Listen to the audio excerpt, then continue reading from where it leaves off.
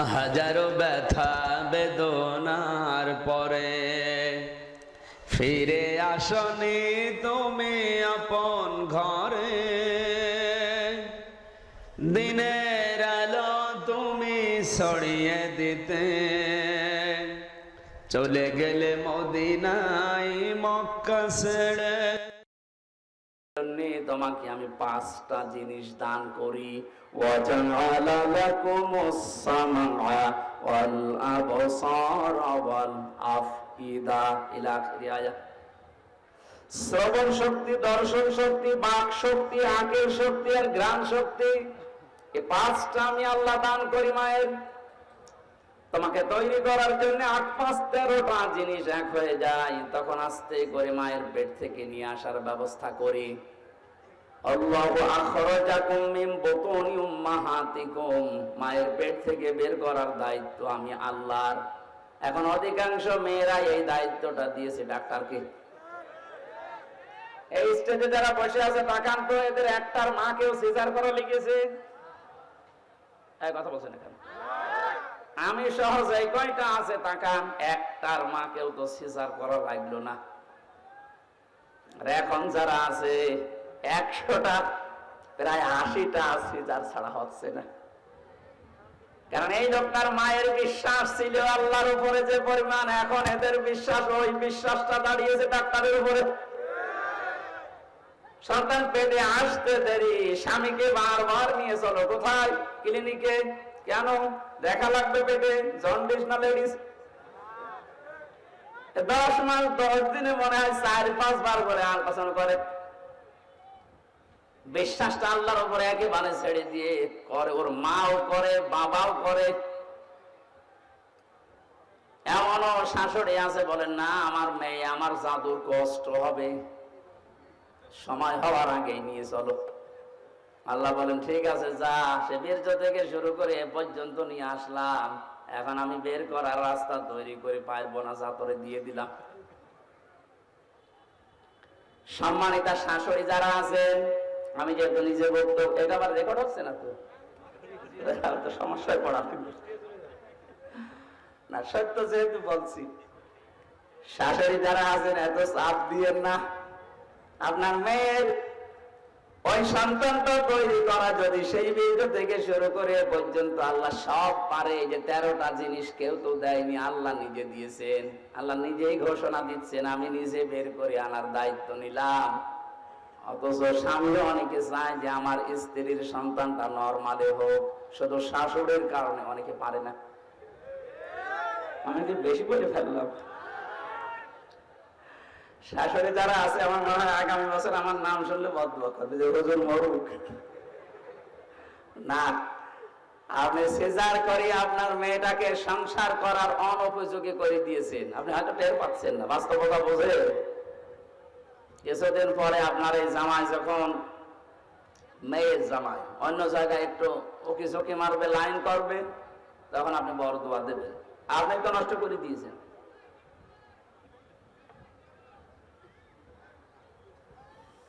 আমার ভাইরা, আল্লাহ রাব্বুল আলামিনকে কাবা শরীফ 6ষ্ঠ চক্কর দেওয়ার সময় বলা হয়েছিল, আল্লাহ তুমি ওই নেই থেকে শুরু করে এই যে হামজা পর্যন্ত বানালে আমারে, যত কিছু দেওয়ার দুনিয়াতে সব তুমি আমাকে দিয়ে দিয়েছো। হাল আতা আলাল ইনসান খায়রুম মিনাদ দাহরি লাম ইয়াকুন শাইআম মাযকুরা। আমি তো জন্ম হওয়ার আগে উল্লেখ করার মতো কোনো বিষয়ও ছিলাম না। তুমি আমাকে যা যা দেওয়া সব তোমার রব নামের খাতিরে আমাকে দিলে। 5টা বিষয় আল্লাহ যে আলাদা ভাবে আপনাকে দিয়েছেন, একটু কোনোদিন ভেবেছেন? ওটা কিন্তু দুনিয়ার কেউ দেয় না। শ্রবণ শক্তি, দর্শন শক্তি, বাক শক্তি, আঁকের শক্তি আর ঘ্রাণ শক্তি। মাঝে মাঝে একা থাকলে ভাবি, আল্লাহ যদি তুমি আমাকে একটাও কম দিতে, হামজা হয়ে দুনিয়ায় আসতাম ঠিক। যদি দর্শন শক্তি না দিতে, মানুষ আমাকে কানা বলতো। কথা বলছেন না কেন? কুমিল্লা একবার খাবার খাচ্ছিলাম মাহফিলে, বাম পাশে এক অন্ধ, হঠাৎ বিদ্যুৎ চলে গেল। আমরা যারা চোখওয়ালা মানুষ আছি চিল্লা পাল্লা করছি, কই তাড়াতাড়ি জানাটা চালু, কারণ আলোর ব্যবস্থা করেন। অন্ধ আমার হাত চেপে ধরে বসে হতো চিল্লাচ্ছেন, মাত্র কয়েক মিনিট কারেন্ট চলে গেছে আপনারা চিল্লান, অথচ আজ 42 বছর আমার জীবনে কোনো কারেন্ট নেই। 42টা বছর হয়ে গেল দুনিয়ায়, আমার কারেন্ট কি এটা আমি জানি না। ওই দিন অন্ধ আর একটা কথা জানিয়েছিল যে চোখওয়ালা মানুষ যারা, ওরা তো এমনিতেই দেখে, ঘুমিয়ে থাকলে স্বপ্নেও দেখে, কিন্তু আমরা অন্ধ যারা ঘুমিয়ে থাকলে স্বপ্নেও কিছু দেখি না, শুধু একটা আওয়াজ শুনি। আপনি ওই জায়গায় নিজেকে দাঁড় করিয়ে বলেন তো আপনি কি পেয়েছেন?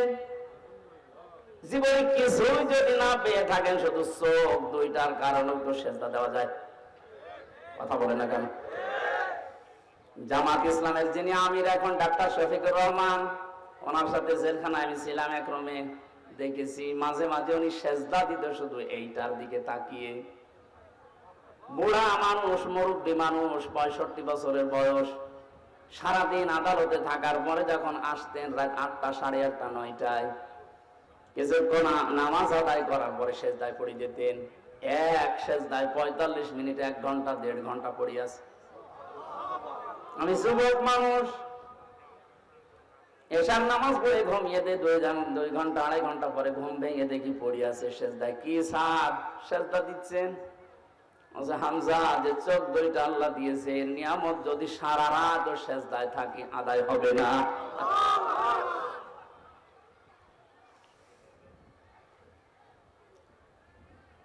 এখানে নিজেকে 5টা জিনিসের সামনে মাঝে মাঝে একটু দাঁড় করায়।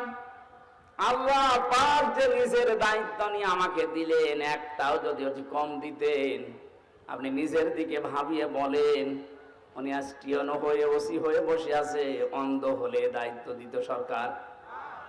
বলেন, যদি শ্রবণ শক্তি না দিত, মানুষ কালা বলে ডাকতো আমাদের। এখানে কাবা ঘর তাওয়াফ করার সময় 6ষ্ঠ চক্কর, এটা আল্লাহকে বলা হচ্ছে, মাবুদ আমাকে তুমি নেই থেকে পর্যন্ত সব দিলে, কিন্তু তুমি তো আমার মালিক, তুমি তো কিছু পাও আমার কাছে বান্দা হিসাবে, আমি গোলাম হিসাবে তোমারে কিচ্ছু দিতে পারি নাই। তবে একটা জিনিস আমার কাছে আছে, আমি তোমার বান্দা, তোমার নাম যে গফফার, এই কারণে তুমি আমারে মাফ করে দাও। কিয়ামতের ময়দানে এই জন্য আল্লাহ যেহেতু প্রথমে আপনাকে স্রেফ একা ডাকবেন, আমি তো 2-3 দিনের হিসাবে মিলাতে পারলাম না, কেউ পারবেন না, এই জন্য আপনি দাঁড়াবেন। কিয়ামতের বিচার ব্যবস্থায় যে 3টা সিস্টেম চালু হবে, আল্লাহ যদি কারো জন্য ন্যায় বিচার করে, কেউ জান্নাত পাবে না। প্রশ্ন আসতে পারে, ন্যায় বিচার যদি না হয় তাহলে কি অবিচার হবে না? আল্লাহর বিচারে কোনো অবিচার নেই। কি কথা বলেন না কেন? আল্লাহর বিচারের সিস্টেমে কোনো অবিচার, বলেন বলেন। ন্যায় বিচার করলে আমরা কেউ আল্লাহর বানানো জান্নাতে যেতে পারবো না। তাহলে যাবো কি করে? একটা উপায় আছে, আল্লাহ যদি মাফ করে দেয় তাহলে। যেহেতু আপনাকে একা ডাকবে, নিজের সামনে দাঁড় করিয়ে, মাতাজালু কদামা বানিয়াতান আদি ইয়াউমাল কিয়ামাতি হাত্তা ইসআলান খামসিন আন উমরিহি ফিমা আফনা ওয়া আন শাবাবিহি ফিমা আবলা ওয়া আন মালিহি মিন আইনা ইকতাসাবাহু ওয়া ফিমা আনফাকাহু ওয়া আন ইলমিহি মাযা আমিলা ফিহি। মুত্তাফাকুন আলাইহি। ও কিশোরগঞ্জবাসী, আমি আমার ইমান থেকে কথা বলছি, নিজের দিকে মিলানি হাদিসটা। নবীজি বলেন, প্রতিটি মানুষকে আল্লাহ নিজের সামনে একা একা দাঁড় করিয়ে 5টা জিনিস জিজ্ঞাসা করবে। 1 নম্বরে বলবে, তোরে আমি একটা হায়াত দিয়েছিলাম 60, 70, 80 বছরের, কি করে কাটালি বলতো? আপনি ভাবেন তো যে বয়সে আসেন, এখনই যদি আল্লাহর সামনে প্রথম প্রশ্নের জবাব আপনি কি এখনো জোগাড় করতে পেরেছেন? না, পারি নাই আমরা। 2 নম্বরে জিজ্ঞাসা করবে, ওয়ান শাবাবিহি ফিমা আবলা, একটা যৌবন দিয়েছিলাম, যৌবনটা কি করে কাটালি বল। আমাদের যৌবন যেভাবে কাটছে, আমি তো দেখতে পাচ্ছি কোরআনের চোখ লাগিয়ে যে আমরা অধিকাংশ মানুষ দাঁড়িয়ে থাকবো, স্রেফ কিছুই বলার ক্ষমতা আমাদের থাকবে না। 3 নম্বরে বলা হবে, কিভাবে সম্পদ উপার্জন করেছিলি বল। কালকে কোর্টে হাজি সেলিমকে তুলেছিল, যেভাবে মানুষ গালাগালি করছে, ঘৃণা করছে, থুতু মারছে, ডিম মারছে, যা করেছে কালকে ওনার সাথে, উনি যদি স্বাভাবিক জীবন যাপন করতে, যে যতটুকু সম্পদ হলে একটা মানুষের চলে ওইভাবে চলতো, উনি যা করেছে আমার মনে হয় উনি একা না, 1000 বছরও যদি হায়াত নাই, যা করে রেখেছে ঢাকার বুকে, 1000 বছর হায়াত পেলেও সম্পদ পোড়াবে না। অথচ বয়স এখন যা হয়েছে, যদি কালকে মারা যায় কি করলো বলেন? যে পুলিশগুলো আমার সাথে পেছনে পেছনে যাচ্ছিল, বলছে হুজুর আমাদের মতো বেতন পেয়ে হালাল রুজি উপার্জন করে যদি এই লোকটা এত সম্পদ কামাতে হতো, তো কিয়ামত হয়ে গেল, এ সম্পদের মালিক হওয়া সম্ভব ছিল না। আসলে বাস্তবতা এই, আপনি কি করে এত টাকার মালিক হন? আপনি বলেন তো, কি করে এত টাকার মালিক হওয়া যায় 15 বছরে? কত টাকা আছে আপনি নিজেই জানেন না। একটা দরবেশের দেখলাম 36,000 কোটি টাকা ঋণ। একটা দরবেশের যদি এই হয়, দরবেশ বাদ দিয়ে যারা আছে তাদের কি আছে? সম্পদ যা উপার্জন করছেন, বৈধটাকে খেয়াল করেন। একটা মানুষের চলতে কত টাকা লাগে। এটা কিছুক্ষণ আগে আমরা সবাই খাবার খেয়ে আসলাম, যে বাড়িতে হয়তো কম বেশি সবাই খেয়েছি পেট পুড়ে। এখন যদি কেউ রাজভোগ সামনে এনে দেয়, আমাদের যে এখন অবস্থা, 1 কেজি বলে যে 20,000 টাকা কি 2,000 টাকা কেজি এই মিষ্টির আপনি খান, আমার তো মনে হয় এখানে এখন আর কারো খাওয়া সম্ভব না। এই তো আমাদের জীবন, 2,000 টাকা কেজি মিষ্টি পড়ে আছে, এখন আর খাওয়া সম্ভব না, কারণ আমার পেটে আর জায়গা নেই। কার জন্য আপনি কি করে যাচ্ছেন? কোন পথটা দিয়ে সম্পদ আসছে একটু হিসাবও করেন না। এই হিসাবটা নেই, এই জন্য আমরা বেপরোয়া হয়ে চলছি। এটা যত বেশি মানুষের ভেতরে টেন্ডেন্সি তৈরি হবে, না সম্পদ আমার কিভাবে আসে, কিভাবে যায়, এইটা যদি হিসাব করে চলে, এই দেশে দুর্নীতি মুক্ত হতে 41 সাল লাগবে না, 41 ঘন্টায় যথেষ্ট। এই সেন্স শুধু দরকার। খলিফাতুল মুসলিমিন হযরত আবু বকর আমিরুল মুমিনিন, তিনিও তো আমাদের এদেশে যারা দায়িত্বে আছে, এরকম রাষ্ট্রপ্রধান ছিলেন। তার স্ত্রী উম্মে রোমান একদিন এসে বলে, স্বামী বড় ছেলে আব্দুল্লাহ ও পায়েস খেতে চায়, আপনি দয়া করে রাষ্ট্রের যিনি খাজানচির দায়িত্বে আছে, অর্থমন্ত্রী বায়তুল মালে, তারে বলেন আগামী মাসের বেতন যেন আমাদের আগে দিয়ে দেয়। অনেকে অর্থমন্ত্রীর কাছে বললেন আগামী মাসের বেতনটা একটু দিয়ে দেন। মন্ত্রীও বানিয়েছিল ওই রকম, ডাক দিয়ে বলে, খলিফা আপনি আগামী মাস পর্যন্ত বেতন চান, আগামী 1 মাস বেঁচে থাকবেন, ওইটা একটু লিখে দেন। অনেক বছর ঠিক আছে, আমার বেতন লাগবে না। বাড়িতে যে স্ত্রীকে শুনিয়েছে যে এটা বলেছিলাম, আমাকেই শুনিয়েছে। স্ত্রী আমাদের বড় মদের উল্টো পাল্টা না, স্ত্রী এরকম 15 দিন পরে কথাবার্তা আর কিছু বলে না, ঠিক আছে আর চাহিদা নেই। 15 দিন পরে ঠিক উনি খাবারটা তৈরি করেছে, সামনে দেওয়ার পরে বলছে কোথায় পেলে? স্ত্রী বলছে, স্বামী আপনি ভুল বুঝবেন না, আপনাকে আমি বলেছিলাম, আপনি পারেননি, অপারগতা দেখিয়েছেন, আমি জেনে শুনে একটা কাজ করেছিলাম। ওই দিন থেকে 15 দিনে প্রতিদিন 1 মুঠ করে চাল, গম, আটা যাই বলেন তুলে রাখতাম। এই 15 দিনে প্রায় 2 কেজি বেশি হয়ে গেছে। এইটা বিক্রি করে আজ আমি সন্তানের চাহিদা পূরণ করতে এটা বানিয়েছি, এটা হারাম কোনো কিছু মিশ্রিত নেই। হযরত আবু বকর বললেন, সন্তান তাড়াতাড়ি খেয়ে নাও। খাবার শেষ করে চলে গেলেন অর্থমন্ত্রীর কাছে। বায়তুল মালে গিয়ে বলে, খাজানচি আগামী মাস থেকে আমার যে বেতন আছে 12,000 টাকা, 2,000 করে কম দিও। কেন? কারণ আমি যা হিসাব করে দেখলাম যে আমার 10,000 টাকা হলেও সংসার চলে, 2,000 টাকা রাষ্ট্রের কাছে কাজে লাগাও। আজ দায়িত্বে আছে 1628 জন মানুষ, এখানে 2 জন আছে। এই 1628 জন মানুষকে আমরা যদি এইভাবে তৈরি করতে পারি, আল্লাহর কসম এই দুনিয়ার এই বাংলাদেশটাই খলিফাতুল মুসলিমিন আবু বকরের যুগের মতো হয়ে যাবে। আমরা চাই আল্লাহ এনাদেরকে ওইভাবেই যেন তৈরি করেন, আখিরাতের ভয়, জাহান্নামের ভয় অন্তরের ভেতরে 100 ভাগ পয়দা করে দিক।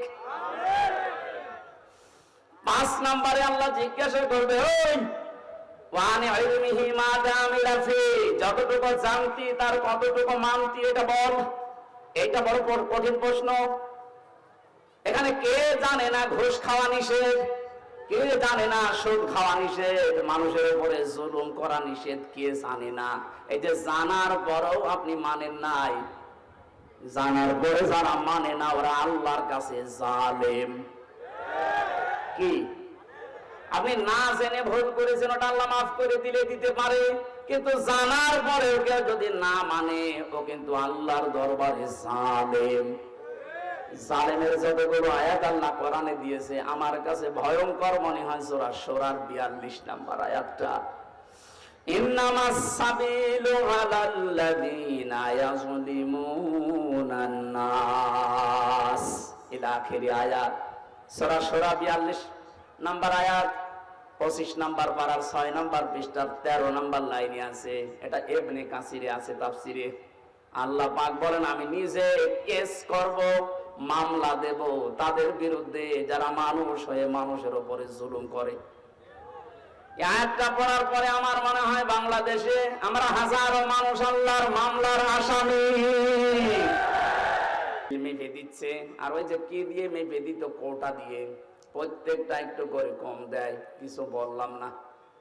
ওই লোকটা যখন চলে গেল, কাছে গিয়ে বললাম, মুরব্বী মাথায় টুপি দিয়ে আপনি কি কাজ করলেন, এ কাজ করা আপনার ঠিক হয়েছে?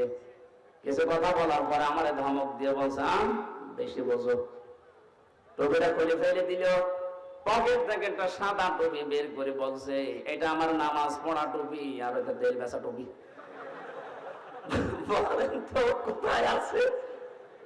আমি শুধু হাসির জন্য বলছি না, বাস্তবতা এইটাই।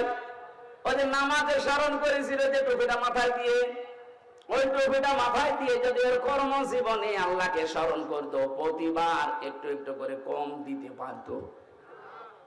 কোরআনে কারীম এদের জন্য জানিয়েছে, ওয়াইলুল মুতাফফিফিন আল্লাযীনা ইযা তালু আলান নাসি ইস্তাগফির। ধ্বংস হয়ে যাক ওই মানুষগুলো, যে মানুষগুলো ওজনে কম বেশি করে, নেওয়ার সময় বেশি নেয়, দেওয়ার সময় কম দেয়। এটা শুধু দোকানদারদের জন্য না। আমরা মনে করছি যারা ওজন করে ওজনে কম বেশি দেয়, তা না। এই যে চেয়ারে বসে আছি, এটা একটা ওজনের চেয়ার। এখানে যে যেখানে আছেন ওই জায়গায় আপনার ওজন আছে। শিক্ষকতা যারা করে, শিক্ষকরা তো নেওয়ার সময় বিভিন্ন জায়গা থেকে জ্ঞান ঠিক মতোই নেয়, দেওয়ার সময় আর দিতে চায় না, বলে প্রাইভেট পড়া লাগবে, কোচিং করা লাগবে। এই যে নেওয়ার সময় ঠিক মতো নিলেন, দেওয়ার সময় আর ক্লাসে দিতে চান না, তখন আলাদা ক্লাস। আপনি আল্লাহর বরদোয়ার শামিল। আমাদের দেশে কিছু সংখ্যক, আমরা যেহেতু 96% মুসলিম, 4% আছে অন্য ধর্মের মানুষ। নবীদের হাদিস অনুযায়ী তারা আমাদের কাছে আমানাত। এই কথা বলেন এখন। তাদের সম্পর্কেও কিন্তু ওজন হবে কিয়ামতে। আপনি তাদের সাথে ব্যবহার কি করেছিলেন, তাদের যে দায়িত্ব, ওটা যদি অমুসলিম প্রতিবেশী হয়, কিয়ামতের দিনও কিন্তু আপনার দরবারে মামলা দিতে পারবে, আল্লাহর দরবারে। যেহেতু ওনারা সংখ্যায় কম, আমরা অনেকে এখন ধোয়া তুলেছি যে সংখ্যালঘু। সংখ্যালঘু না, এই শব্দটা বলা যায় না। কিসের সংখ্যালঘু, সংখ্যাগুরু? এদেশে যারা জন্ম নেবে তারা এই দেশের নাগরিক বৈধ। কথা বলুন। সুতরাং সংখ্যালঘু সংখ্যাগুরু বলে এদেশে কিচ্ছু নেই। একটা বিশৃঙ্খলা তৈরি করার জন্য কিছু মানুষকে দিয়ে কাজরা করাচ্ছে। হিন্দু ভাইরা যারা আছেন, খ্রিস্টান বা অন্য বৌদ্ধ যারা আছেন এদেশে, যাদের জন্ম, আমার যেমন অধিকার আছে, আমি 96% তাতে কি, আপনি 4% তাতে কি, আপনার ঠিক ওই রকমের অধিকার আছে। আপনার ধর্ম আপনি 100% নিরাপত্তা নিয়ে পালন করবেন, কোনো বাধা নেই। বাধা যে দেবে তারে প্রতিহত করা ফরজ। ওনাদের সাথে ভালো ব্যবহার করার ইবাদত। আকুলু লিন-নাসি হুসনা। আল্লাহ বলেন আকুলু লিল-মুসলিমিনা হুসনা। মুসলমানের সাথে হাসি মুখে কথা বললে সওয়াব হয় না। লিন-নাস, মানুষের সাথে হাসি মুখে কথা বললে সওয়াব হয় সাদকা দেওয়ার। হিন্দু কি মানুষ না? খ্রিস্টান মানুষ না? এজন্য ওনাদের সাথে মানুষের মতো আচরণ করা লাগবে। এটা একটা ইবাদত, এটা কর্মজীবনে এটার একটা কর্ম। আমাদের এই এলাকায় আছে কিনা জানি না, আমাদের এলাকায় করে হিন্দু নেই। এই এলাকায় যদি অমুসলিম কেউ থাকে, আপনারা মুসলিম বেশি, তাতে কি তাদের সাথে আচরণ করা লাগবে, কারণ এটা একটা ওজনের স্তর। কিয়ামতে এইটাও পাল্লায় মাপ দেওয়া হবে। এমন কোন কাজ যেন আমরা না করি যে এই কারণে আবার ধরা খেয়ে যাচ্ছে। বিশ্বনবী জানিয়েছেন, কোন এলাকায় যদি অমুসলিমরা থাকে, তারা তোমাদের কাছে আমানত, ওদের উপর যদি অত্যাচার করো বিনা কারণে, কিয়ামতে আমি নবী তোর বিরুদ্ধে মামলা দায়ের করবো ওই পক্ষ নিয়ে। এখানে এলাকায় যদি এরকম কিছু করে থাকেন, নামাজ পড়ছেন, রোজা রাখেন, পাগড়ি মাথায় দিয়ে আসেন, কিন্তু ওদের অধিকারগুলো আপনি নষ্ট করেন, ওদেরকে ভীতি সন্তুষ্ট হয়ে রাখেন না, কিয়ামতে আপনি নবীর মামলার আসামি হবেন। নবী শেষ পর্যন্ত ওই হিন্দু লোকটার পক্ষ নিয়ে, ওই খ্রিস্টানের পক্ষ নিয়ে আপনার বিরুদ্ধে দাঁড়াবে। নবী যদি আমার বিরুদ্ধে দাঁড়ায়, আল্লাহ মাফ করে দেবে।